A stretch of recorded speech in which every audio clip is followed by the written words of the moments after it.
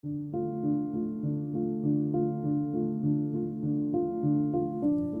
name is Rana Dasgupta. I write non-fiction, fiction, and essays. I grew up in Cambridge.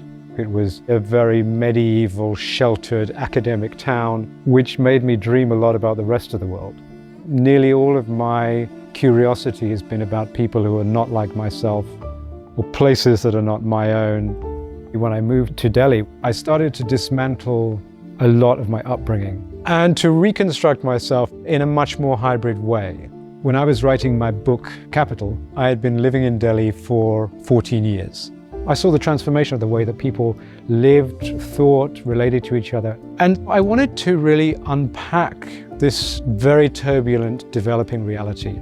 I started off talking to a lot of people about their divorces. What were the issues? And these conversations led into everything else. Sex, ideas of gender, property, money, what is a good life?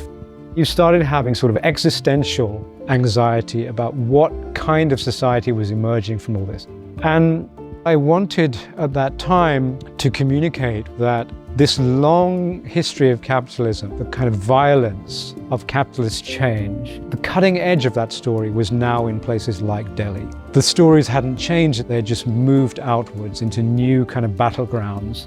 My upcoming book, After Nations, tries to argue that the problems that you see in one country are mirrors of the problems you see in another country. We have to think very differently, not only about how you rebuild one particular country, but how you think about the system of nations itself.